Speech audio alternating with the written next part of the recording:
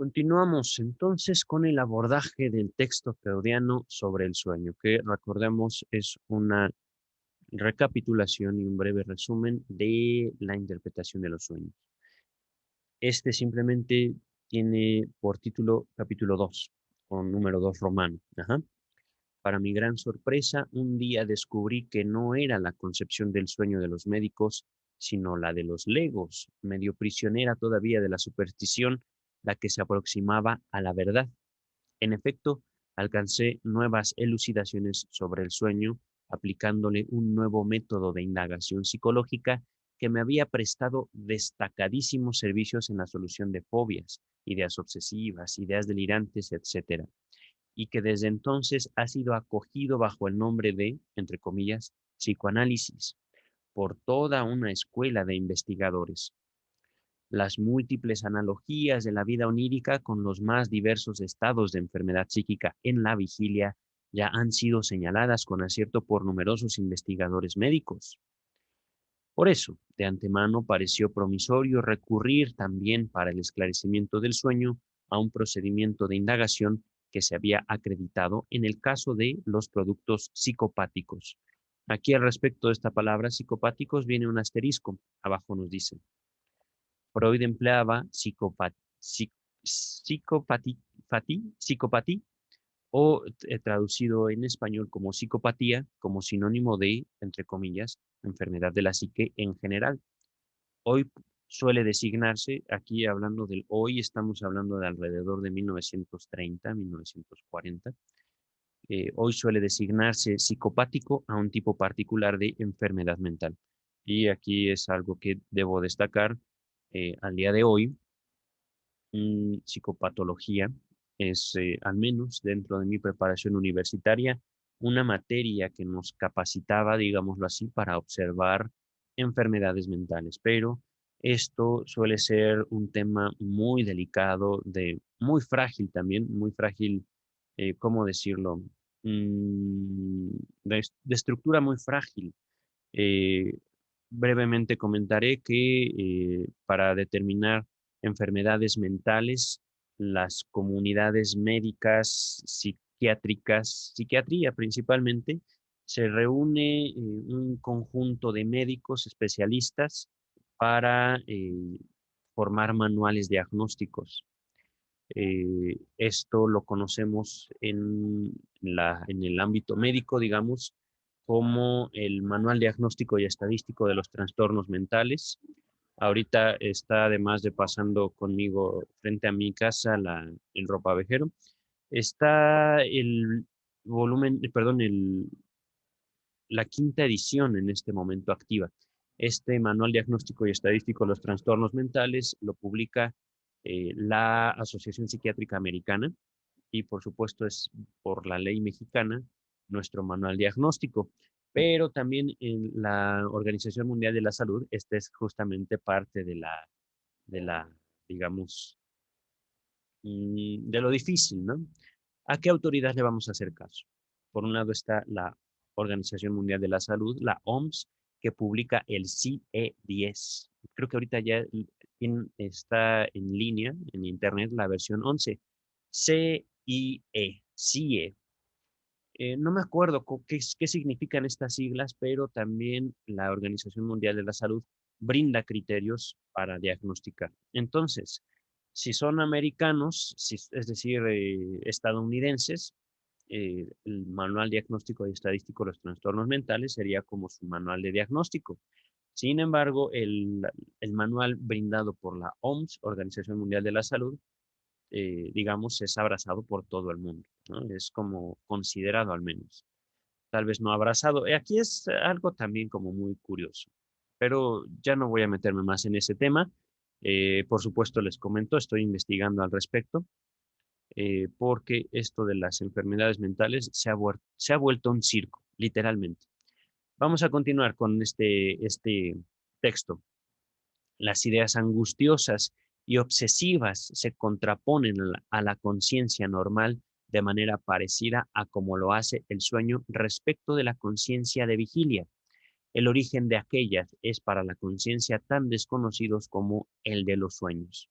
En el caso de esas formaciones psicopáticas, un interés práctico presionó para que se sondease su origen y su génesis, pues la experiencia había mostrado que una tal revelación de las vías de pensamiento escondidas para la conciencia, las vías por las cuales las ideas patológicas se entraman con el restante contenido psíquico, equivale a la solución de esos síntomas y trae por consecuencia la sujeción de la idea hasta entonces no inhibible, repito, no inhibible.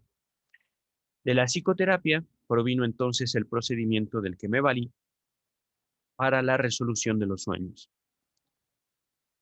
Ese procedimiento es de fácil descripción, aunque ponerlo en práctica exigiría enseñanza y ejercicio. Cuando uno tiene que aplicarlo a otro, por ejemplo, a un enfermo que padece de una representación angustiosa, se le exhorta a que dirija su atención a la idea respectiva, mas no, como él tantas veces ya lo ha hecho, para reflexionar sobre ella, sino para poner en claro, se destaca, todo cuanto se le ocurre sobre ella, sin excepción, y comunicarlo al médico. La aseveración que tal vez emerja entonces de que la atención nada puede asir, es decir, nada puede agarrar, nada puede enfocar, digámoslo así. Uno la descarta asegurando enérgicamente que es del todo imposible esa falta de un contenido de representación. De hecho, muy pronto se obtienen numerosas ocurrencias a las que se anudan otras respecto de las cuales, empero, quien se observa a sí mismo se apresura a decir, por lo general, que son disparatadas o que carecen de importancia. No vienen al caso, se le ocurrieron al azar y no guardan conexión con el tema dado. Enseguida se nota que esta se destaca. Crítica es la que ha excluido de todas es la que ha excluido todas esas ocurrencias de la comunicación y aún, así como el señor de los tamales, antes de eso, de su devenir conscientes. Ahorita que pase el señor de los tamales voy a continuar, ¿vale?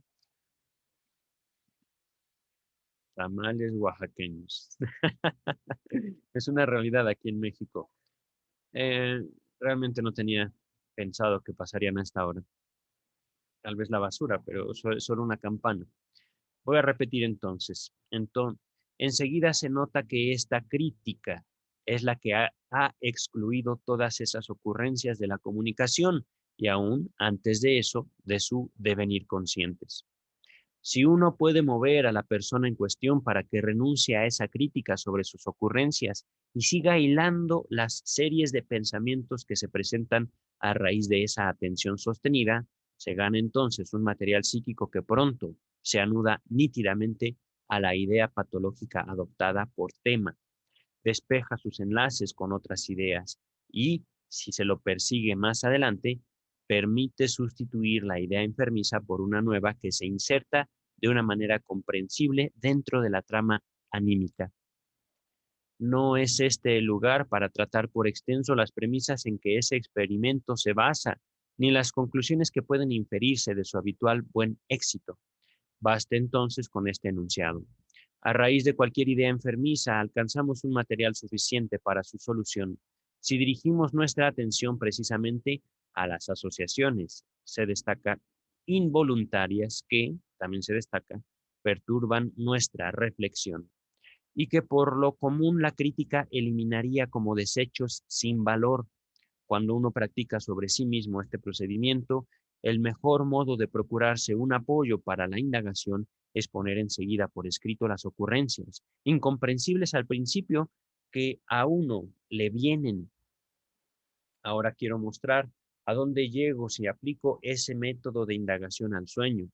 Para ello serviría de igual manera cualquier ejemplo de sueño. No obstante, por ciertos motivos, escojo un sueño propio que en el recuerdo se me aparece falto de nitidez y de sentido y que es recomendable por su brevedad.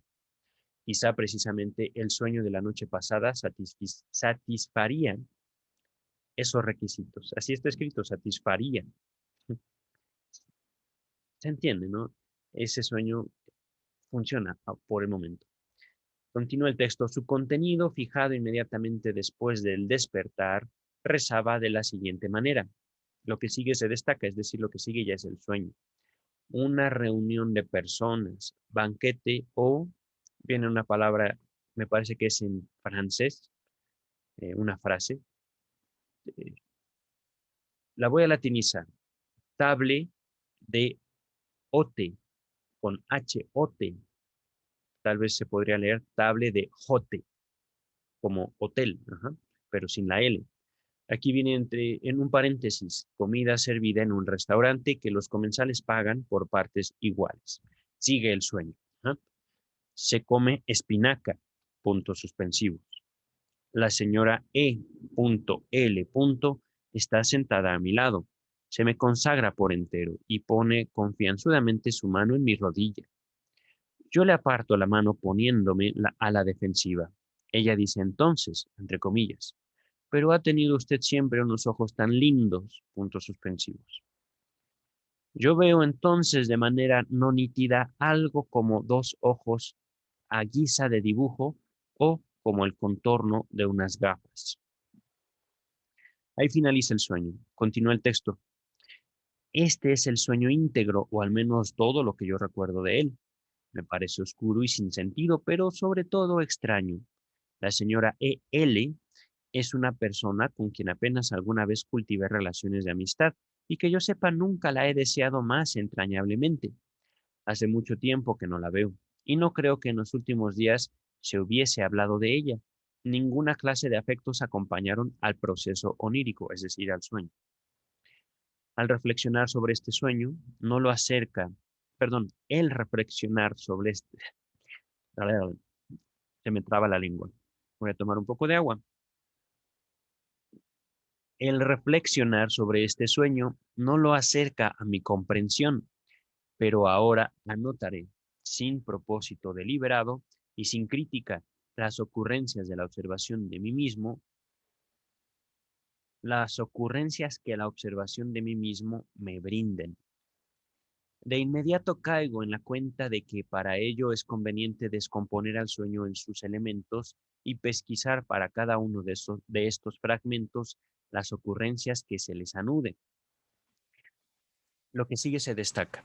Reunión de personas, banquete o, lo latinizo, table de ote. Es una frase, no sé si es francés, no sé si es alemán, pero no es español, vaya. Dice Freud, a esto se anuda enseguida el recuerdo de una vivencia nimia, es decir, sin importancia, pequeñita, que puso término a la velada de ayer. Yo partía de una pequeña reunión acompañado por un amigo que se ofreció a tomar un coche y llevarme a casa. Lo que sigue está entre comillas. Prefiero un coche con taxímetro, dijo. Eso lo ocupa a uno tan agradablemente. Uno siempre tiene algo a lo cual mirar. Ahí se cierran las comillas. Cuando hubimos tomado asiento en el coche y el cochero acomodó el disco de suerte que pudieron verse los primeros 60 céntimos, yo continué la broma. Ahora la calle está muy activa, ¿eh? No sé qué está pasando ahora. Continúa el texto con entre comillas. Apenas hemos subido y ya le debemos 60 céntimos. El coche con taxímetro me recuerda siempre a la tabla de Ote. Me pone mezquino y egoísta. Sin cesar me recuerda mi deuda. Se me antoja que esta crece demasiado rápido y yo temo salir chasqueando. Justo como en la tabla de Ote. No puedo defenderme de una cómica aprensión la de que la de que me dan demasiado poco, que tendría que afanarme por sacar provecho. Cable de ote, a mí me recuerda como un buffet. Esto es algo que también, bueno, al menos una práctica aquí en México, ¿vale? Pero parece ser que la tabla de ote era como, nos lo dijeron antes, los comensales pagan por partes iguales. Sí, es justamente un buffet, pero hay que, digamos, aprovechar el buffet, ¿no? Pagas y puedes comer lo que quieras en el buffet. Aquí no se dice, pero eh, tendría que afanarme por sacar provecho, es lo que me evoca esa frase de Freud. Y ahí finaliza la broma que decía Freud, ¿no? En un contexto más alejado a lo dicho, yo cito. Ah, aquí viene una frase en alemán, la voy a latinizar, me apena mucho, pero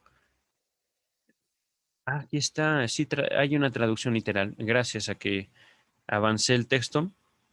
Eh, Después de estos textos en alemán, que me voy a ahorrar la pena, y les voy a ahorrar la pena de escucharme decir un verso en alemán, dice la nota número 1.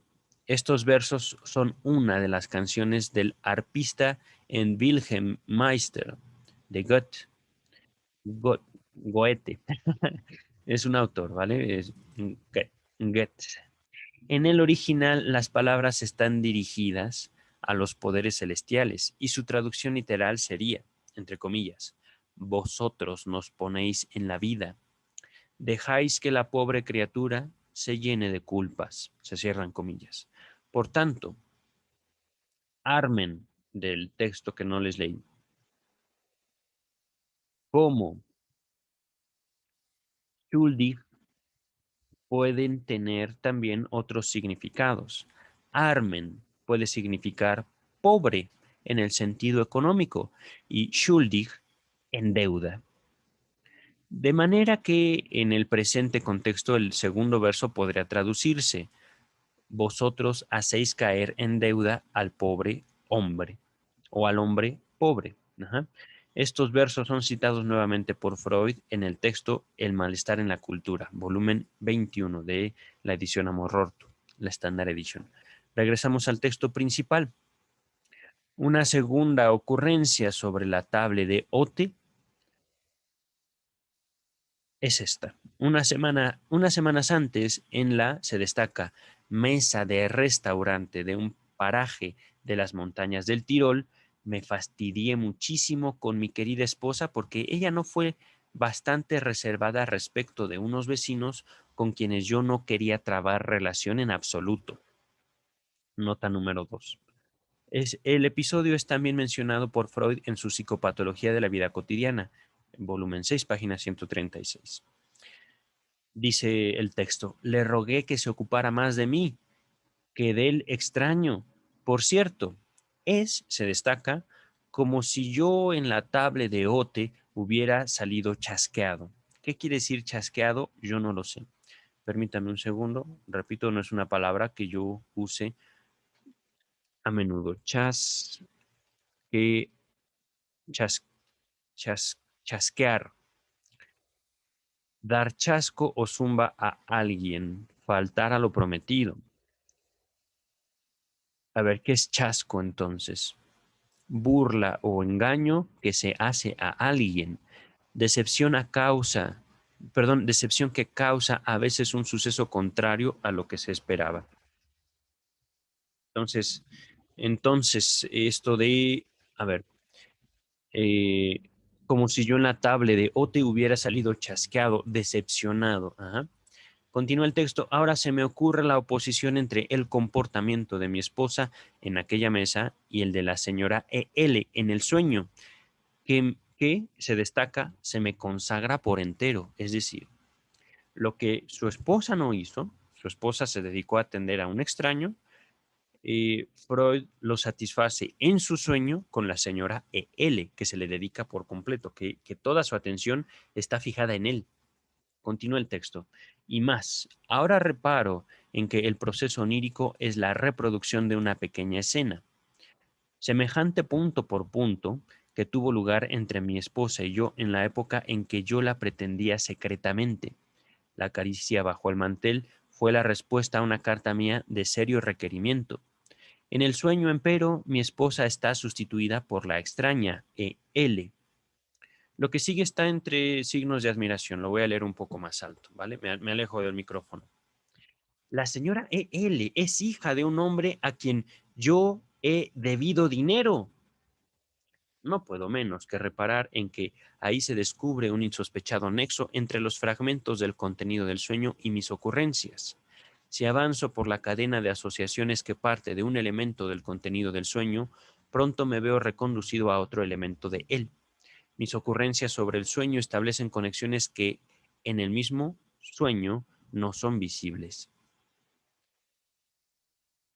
Cuando alguien espera que otro se afane por procurarle provecho, sin extraer de ello un provecho propio, ¿acaso no suele preguntársele irónicamente a ese cándido inocente? Entre comillas, ¿cree usted que esto o aquello le será dado por sus lindos ojos? Se destaca. Hete aquí, entonces, que el dicho de la señora E.L. en el sueño es que ha tenido usted siempre unos ojos tan lindos. No significa sino esto. A usted la gente siempre le ha dado todo por amor. Usted lo ha tenido todo gratis. Se destaca, ha tenido todo gratis. Continúa el texto. Lo contrario es desde luego lo cierto. Todo lo más o menos bueno que otros me concedieron, yo lo he pagado caro. Por eso, buena impresión tiene que haberme causado el que ayer no tuviera gratis. Se destaca, tuviera gratis, el coche en que mi amigo me llevó a casa. Además, el amigo en cuya casa fuimos ayer los huéspedes me ha hecho muchas veces su deudor. No hace mucho dejé pasar, sin aprovecharla, la oportunidad de retribuirle. De mí tiene un único obsequio, un plato antiguo sobre el que han pintado por doquier unos, se destaca, ojos. Es decir, ahí Freud está asociando. Ajá. Es uno de los llamados, voy a latinizarlo, me parece que ahora viene una palabra italiana, occhiale, occhiale, con doble C, occhiale, occhiale, para defenderse del malochio, mm, mal de ojo. Y digo, me parece italiano, ciertamente, no sé qué lenguaje sea este.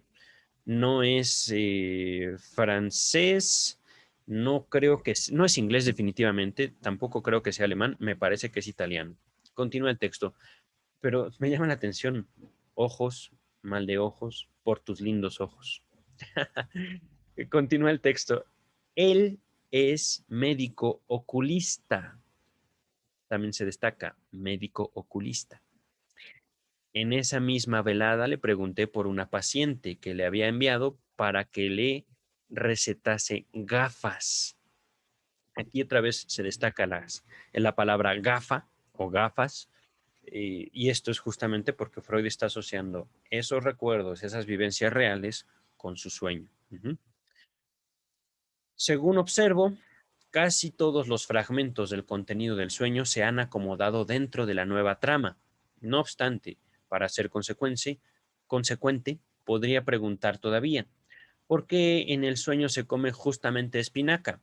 Porque espinaca, se destaca espinaca, me recuerda una pequeña escena que ocurrió hace poco en nuestra mesa familiar cuando uno de mis hijos, precisamente aquel de quien con derecho puede alabarse los lindos ojos, se destaca lindos ojos, se negó a comer espinaca. Yo mismo de niño hacía lo propio, es decir, hacía lo mismo. La espinaca fue para mí durante largo tiempo un horror, hasta que más tarde mi gusto cambió y esta legumbre se alzó a la condición de plato predilecto.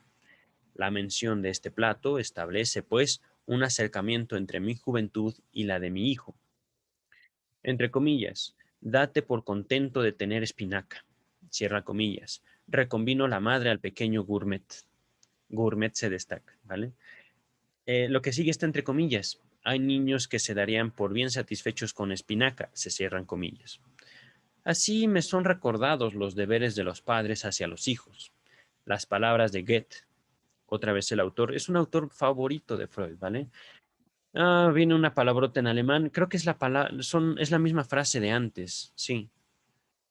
Irrfurt Irrfurt ist Len, wenn uns hein, no, Inheim, ihr lasst den Armen schuldigen. Sí, son las mismas palabras, es la misma frase de antes.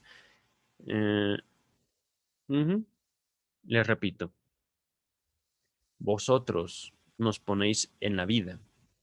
Vosotros nos ponéis en la vida. Dejáis que la pobre criatura se llene de culpas o se llene de deudas. Ajá. Cobran en este contexto un nuevo sentido. Nota número 3. Nos dice Strachey, en esta nota número 3, véase la página 121. El primer verso podría tomarse ahora en el sentido de que estas palabras están dirigidas a los padres. Es decir, no a los hijos. Haré un alto aquí, continúa el texto, para echar una ojeada panorámica sobre los resultados obtenidos en el análisis del sueño, siguiendo las asociaciones que se anudaron a los elementos singulares del sueño desprendidos de su trama. He llegado a una serie de pensamientos y de recuerdos en que me vi forzado a reconocer importantes exteriorizaciones de mi vida anímica. Este material, hallado mediante el análisis del sueño, está en relación estrecha con su contenido. No obstante, esa relación es de tal índole que lo nuevo que hallé nunca habría podido discernirlo a partir del contenido del sueño. Este era falto de afectos, inconexo e incomprensible. En cambio, mientras yo iba desenvolviendo los pensamientos que había tras el sueño, sentí emociones afectivas intensas y bien fundadas.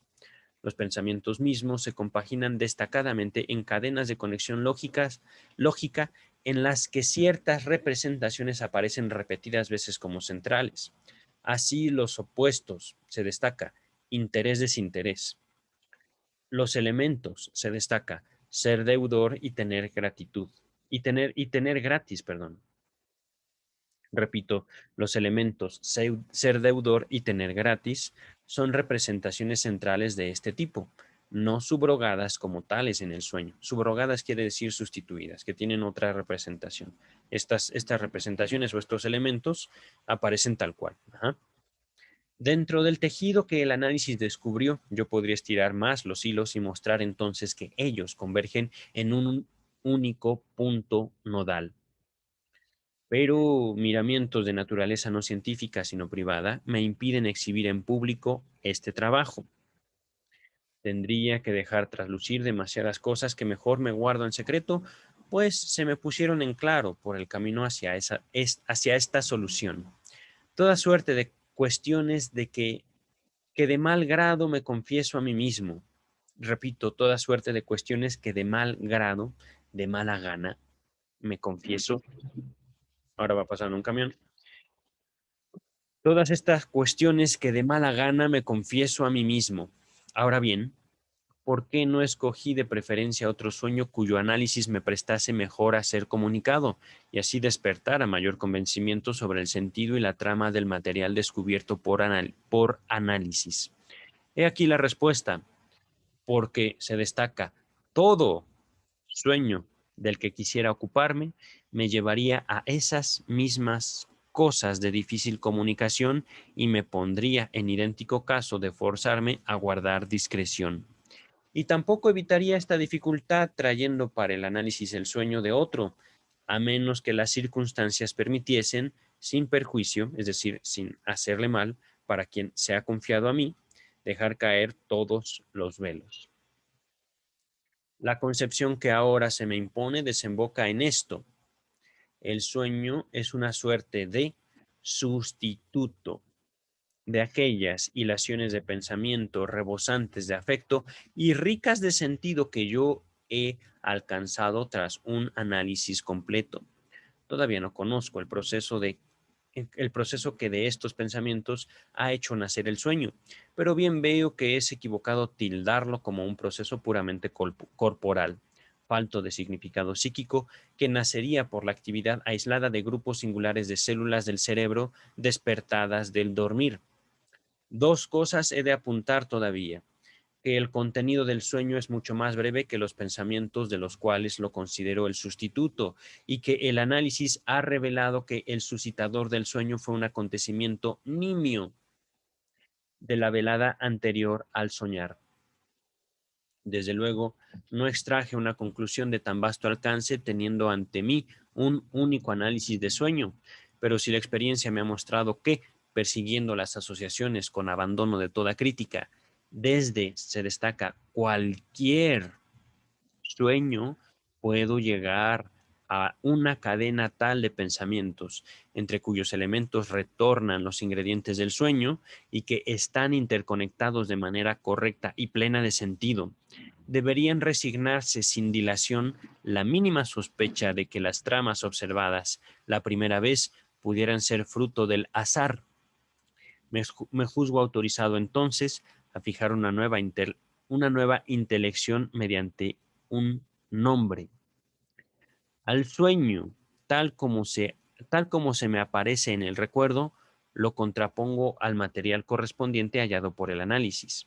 Al primero lo llamo contenido manifiesto del sueño y al segundo, para empezar sin más distingos, contenido latente del sueño. Me encuentro entonces frente a dos nuevos problemas, no formulados hasta ahora. Número uno, ¿cuál es el proceso psíquico que ha transportado el contenido latente del sueño a su contenido manifiesto, que me es conocido por el recuerdo? Y número dos, ¿cuál es el motivo o los motivos que han requerido esa transposición? Al proceso de mudanza del contenido latente del sueño en su contenido manifiesto, lo llamaré, se destaca, trabajo del sueño. Al correspondiente de este trabajo, que realiza la transmutación opuesta, lo conozco ya como, se destaca, trabajo de análisis. En cuanto a los otros problemas relativos al sueño, las interrogantes por sus suscitadores, por el origen del material onírico, por el eventual sentido del sueño y la función del soñar, y por las razones que provocan el olvido del sueño, no los elucidaré en el contenido manifiesto del sueño, sino en este nuevo que hemos adquirido, el latente, puesto que yo atribuyo a la ignorancia del contenido latente del sueño, que sólo puede revelarse mediante análisis, todas las indicaciones contradictorias y todas las equivocaciones que sobre la vida onírica hallamos en la bibliografía.